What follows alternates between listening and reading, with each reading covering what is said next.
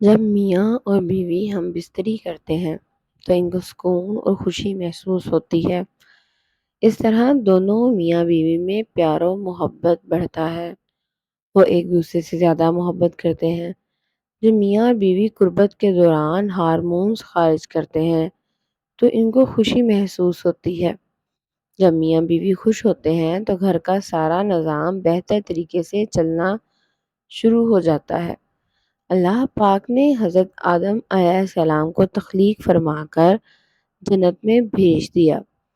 ان کی جنس سے کوئی بھی بشر موجود نہ تھا۔ جنت میں رہتے ہوئے حضرت آدم علیہ السلام دل ہی دل میں سوچا کرتے تھے کہ کاش میرا بھی کوئی ہم جنس ہوتا جس سے میں انسیت حاصل کرتا۔ اللہ تعالیٰ حضرت آدم علیہ السلام کے دل کی بات سے بخوبی واقف تھے۔ حضرت آدم علیہ السلام سو رہے تھے کہ اللہ تعالیٰ نے حضرت حوا علیہ السلام کو حضرت آدم علیہ السلام کی بائیں پسلی سے تخلیق فرما دیا۔ جب حضرت آدم علیہ السلام نے ایک عورت کو اپنے سامنے دیکھا تو آپ صلی اللہ علیہ وآلہ آپ علیہ السلام نے حیران ہوتے ہوئے پوچھا کہ تم کون ہو؟ حضرت اماں حوا نے جواب دیا کہ میں عورت ہوں۔ حضرت آدم علیہ السلام نے پوچھا کہ اللہ تعالیٰ نے تجھ کو کیوں پیدا فرمایا ہے؟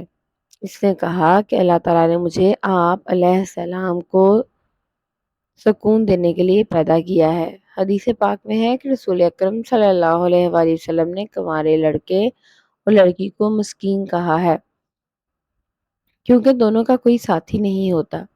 اس لیے ہم کو چاہیے کہ لڑکا اور لڑکی کی جلد ہی شادی کر دیں تاکہ وہ بیوی اور میاں بن کر ایک دوسرے کے قرب سے سکون حاصل کر سکیں۔ بعض روایات میں آیا ہے کہ حضرت آدم جنت میں خوشی کی زندگی بسر کر رہے تھے۔ اللہ تعالیٰ نے دونوں کے ایک درخت کا پھل کھانے سے سختی سے منع کیا ہوا تھا۔ کچھ روایات میں اس واقعے کو اس طرح سے بیان کیا گیا ہے وہ بہت ہی خوش تھے کیونکہ اللہ تعالیٰ نے ان کا کوئی مونس پیدا ہی نہیں کیا ہوا تھا۔ حضرت آدم علیہ السلام دل ہی دل میں یہ بات سوچ رہے تھے کہ کاش میرا بھی کوئی مونس ہوتا، میری بھی کوئی جنس ہوتی جس سے میرے نسل آگے بڑھتی۔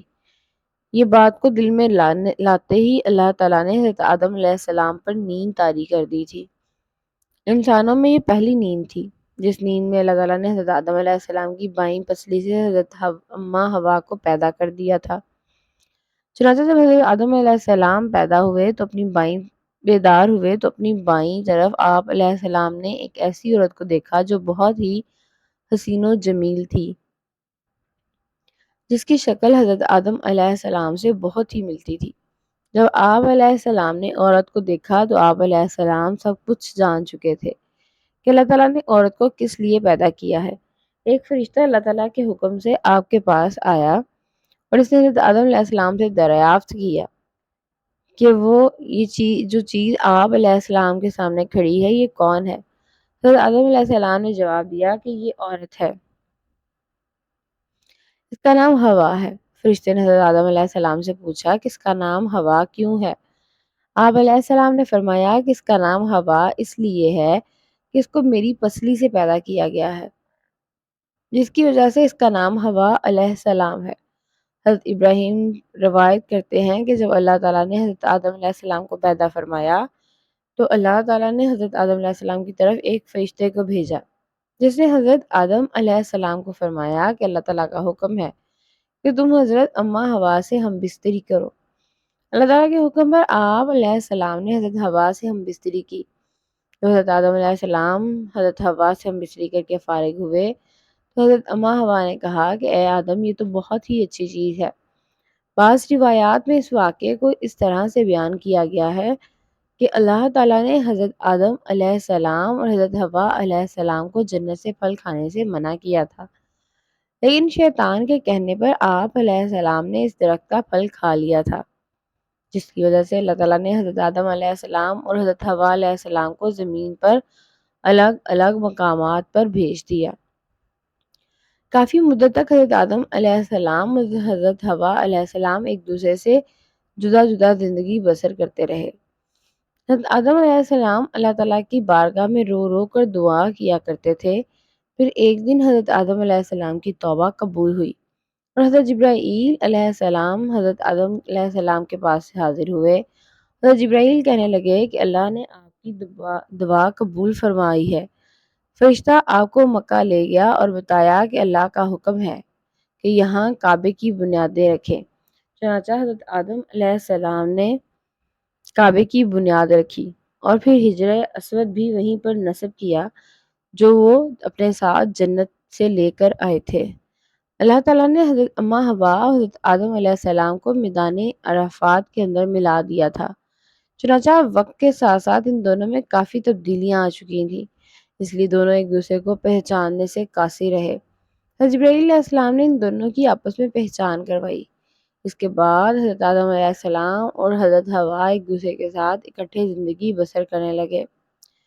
جنت میں حضرت آدم علیہ السلام اور حضرت اما حوا الگ الگ سویا کرتے تھے۔ چنانچہ ایک بار حضرت جبرائیل علیہ السلام اللہ تعالیٰ کے حکم سے ان دونوں کے پاس آ کر کہنے لگے کہ اللہ تعالیٰ کا حکم ہے کہ آپ دونوں ایک دوسرے سے جمع کرو۔ چنانچہ حضرت جبرائیل علیہ السلام نے آپ علیہ السلام کو جمع کے آداب مباشرت بھی سکھائے۔ حضرت جبرائیل علیہ السلام حضرت آدم علیہ السلام کے پاس آئے اور ان کو اپنی بیوی حضرت حوا علیہ السلام کے قریب ہونے کا حکم دیا اور ان کو آداب مباشرت بھی سکھائے۔ حضرت آدم علیہ السلام کو حکم دیا کہ جا کر حضرت حوا علیہ السلام کے ساتھ لیٹو اور ان سے ہم بستری کرو۔ حضرت آدم علیہ السلام نے اللہ تعالیٰ کے حکم کی تعمیل کی۔ پھر حضرت جبرائیل علیہ السلام نے کہا کہ تم نے حضرت حوا علیہ السلام کو کیسا پایا؟ حضرت آدم علیہ السلام نے جواب دیا کہ میں نے بی بی حوا کو بہت ہی اچھا محسوس کیا ہے۔ پھر اس کے بعد حضرت حوا علیہ السلام سے نسل انسانی کی ابتدا ہوئی، اور بعض روایات کے اندر ذکر ہے کہ حضرت آدم علیہ السلام نے حضرت حوا علیہ السلام کو جواب دیا کہ میں نے بی بی حوا کو بہت ہی اچھا محسوس کیا ہے۔ پھر اس کے بعد حضرت آدم علیہ السلام اور حضرت حوا علیہ السلام سے نسل انسانی کی ابتدا ہوئی، اور بعض روایات میں ہے کہ حضرت حوا علیہ السلام کو 20 حمل ٹھہرے اور آپ کے ہاں 20 لڑکے اور 20 لڑکیاں پیدا ہوئیں۔ اللہ تعالیٰ سے دعا ہے کہ اللہ تعالیٰ ہم سب کو نیکی کی ہدایت دے، آمین۔